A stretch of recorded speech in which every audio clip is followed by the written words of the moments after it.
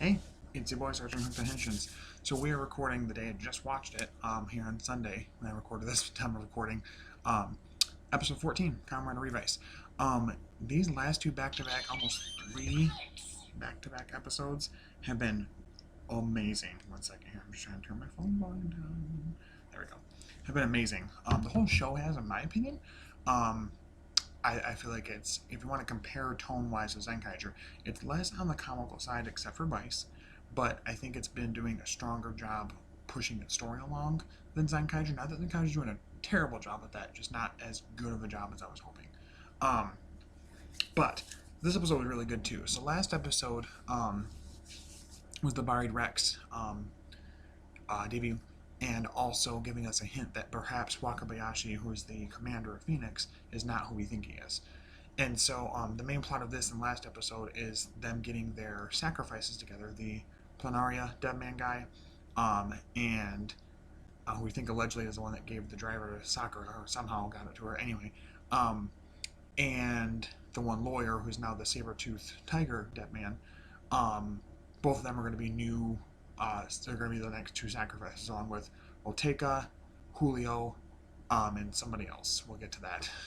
Um, Two other people. We'll get to those in a minute. But overall, a really good episode. The main plot of it, you have Sakura at school being basically stalked by the Panaria dead man, and she's trying to transform, and she has these really annoying friends that keep like coming right by her and like never won't leave her alone, because they don't understand why he's coming after her. They don't know that she's Commander John yet, and so which is weird because they took like press photos with the driver and everything, so I don't understand how they wouldn't know that, but whatever. Anyway, um, and randomly, if I'm not mistaken, it looked like there was a random white girlfriend. Maybe I'm wrong. Maybe she was Japanese, but she looked rather Caucasian, which isn't a bad thing. It's just kind of funny to see a random American or Caucasian person in a show like this. It's very rare that you see it. So, anyways, you have that plot going on. Icky and Vice at the same time are trying to stop the saber-tooth tiger dead man. He comes right to the Igarashi, bathhouse or whatever. And actually, it's really funny seeing Icky like tackles him and Vice is like, oh, he's gonna fight him. He's trying to get his shoes off because you're supposed to take your shoes off. It's like dishonorable to have your shoes off in certain places in Japan when you go inside and stuff, especially in a bathhouse. So, but they're fighting him. He's already gotten to like a level 2 version of that stamp, and uh, George has suspicion that Wakabayashi is the chameleon dead man, and that he's the one trying to steal the Gifu stamp that started everything pretty much. And so he gets confronted. He goes to take it, and Wakabayashi does. Now I finally know his name. Never knew it the whole series. Um, and they set up a trap. He opens it up, and it's a figure art of, I think, Ichigo. I'm pretty sure it might have been Ichigo. And he's like, huh?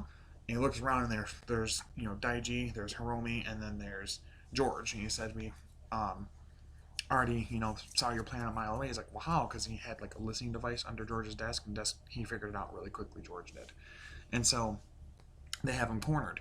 And Hiromi is like pulling a gun to him and is like, you like this, explain to me, why would you do this? Why would you pray? And he's getting emotional. He gets really emotional in the scene as it's going.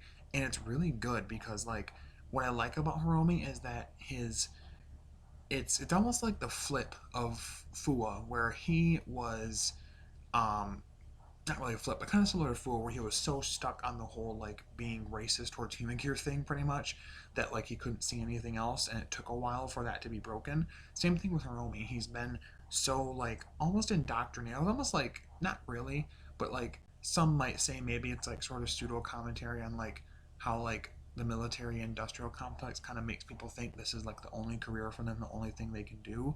And so it seems like Hiromi has been in this group for a while, and it's been like his whole foundation for everything. So to see him kind of like start to break down a little bit and be really upset, and his acting is really good. He's crying and screaming, and like, some might laugh at it, but honestly, I thought it was really good. He really let go emotionally, and I really like the actor and how great he did in this scene.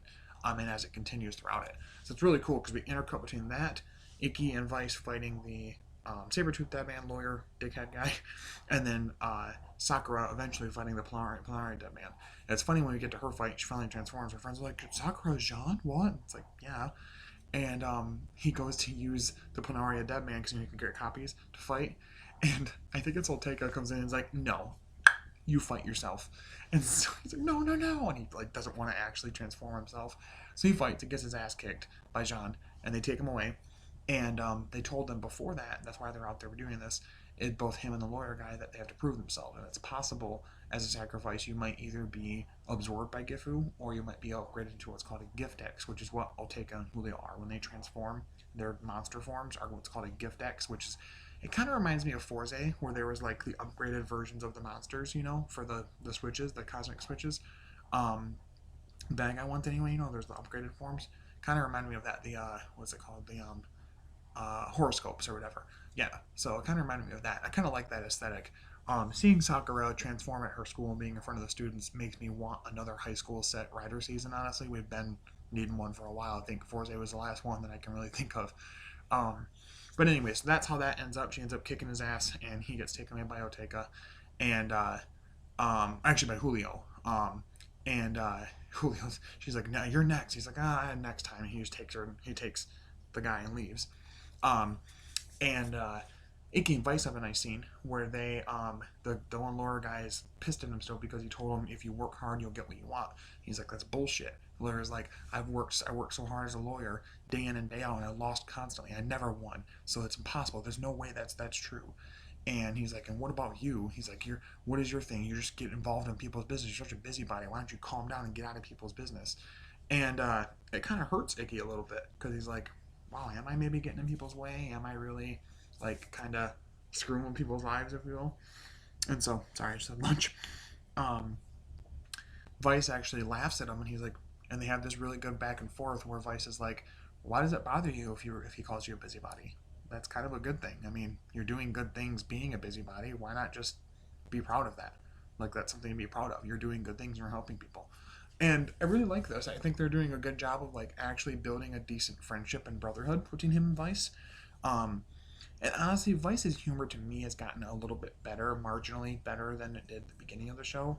It's a lot less of like a pull focus away from everything else, and it works for his character. He uses his eccentricities and his um, exaggerations and his being so uh, over the top to kind of convey his feelings in a way that makes sense for him and he hopes will make sense for other people. Kind of like to break the ice, like to be funny to break the ice and then kind of tell about people how he feels. Um, as we get Barry Rex again, and he actually, I think he actually uses 3 stamps. I think he used the mammoth, the Karakiri, and I think the jackal, all 3 on them, on the little Barry Rex on the top of it, and mix the powers together so it's fast, strong, and sharp because it had to meet the power of the saber-tooth tiger, one who is the lawyer guy who's really fast and really strong. And so they end up beating him, and of course he gets pulled away as well. And the finale of the episode, the real big meat of this, is we see Wakabayashi, and he finally he goes up to Hiromi because Hiromi's trying to pull a gun on him, and he doesn't know if he can do it. And he's like, I know you can't do this, blah, blah, blah. You're so straight laced. And he comes up to him, he's like, pats me, he's like, I know you're a good guy. Pulls him and has him like in a headlock. And he's like, let me tell you something that happened. Goes back, and it shows the inauguration day when they were going to bring Daiji in as Revice originally and all that.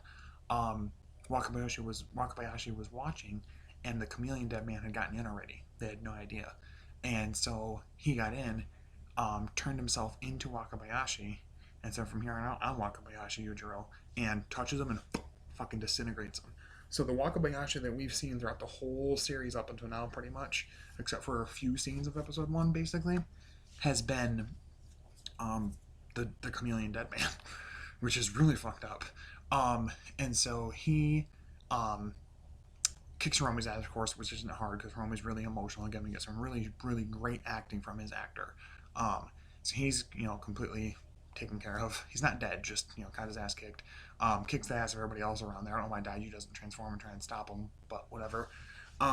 And George is sitting there and he's like, give me the stamp. And George does. George gives him the gift stamp, which I don't think that means that George is trying to work with the Dead Mans. I think he's a bit of an opportunist and he kind of like a Thouser type of thing of like, he's not 100% evil, but he also isn't going to like get himself in harm's way if it means that he might survive. Kind of, you know what I mean? Like, he's more morally gray, I guess you could say, than being either a goody two shoes or a complete asshole.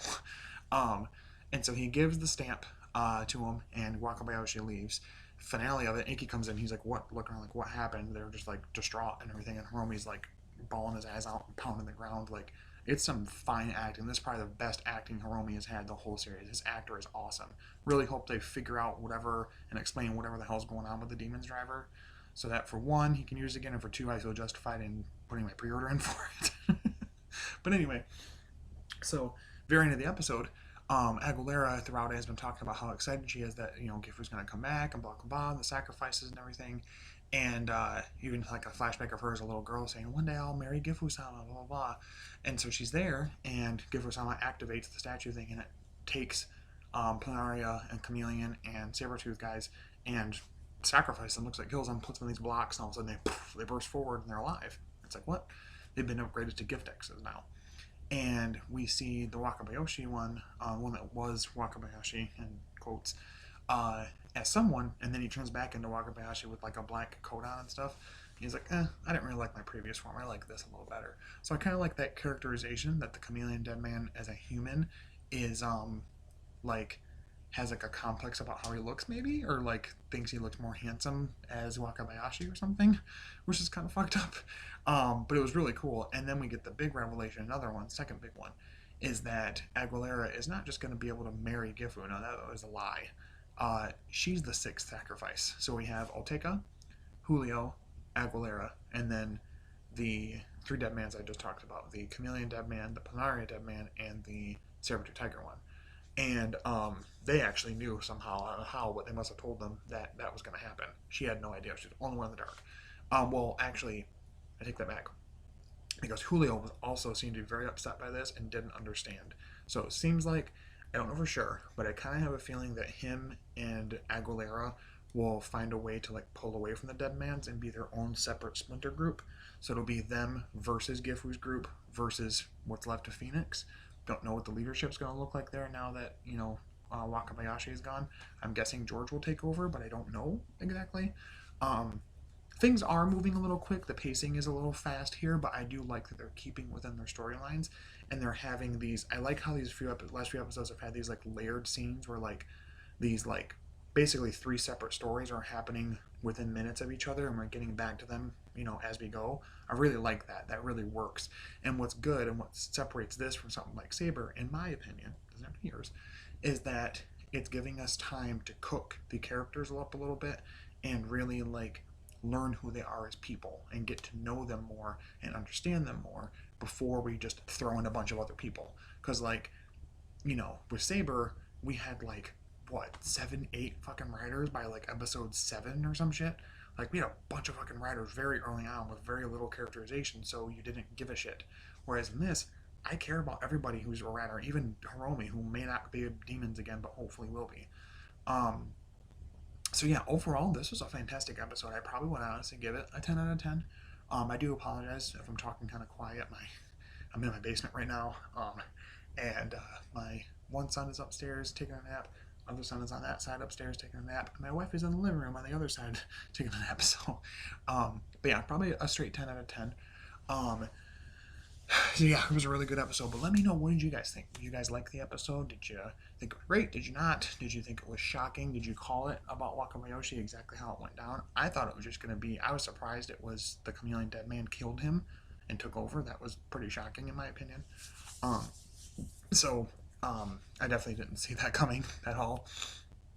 And that's good. It was surprising and a good surprise. So I'm excited for the next episode and where we're going to go with things. From promotional pictures, it looks like Vice and Ikki are trying to approach Kagero to help, because I think they know that Kagero is helping the Dead Mans and they want to just attack the Dead Man's base, which is kind of crazy. We're getting this so early on, so that makes me think that maybe Gifu won't be the final big bad, or he will, but he'll come out incomplete, or something along those lines. I don't know. I don't personally feel like they're rushing. I think that they're trying to like mess with the viewer a little bit, making them think that they're rushing towards the end of the story. But I mean, we're only 15 episodes in, so I mean, like, clearly we're not done. Usually it's like 45, 50 episodes in the Rider season. Same as Sentai.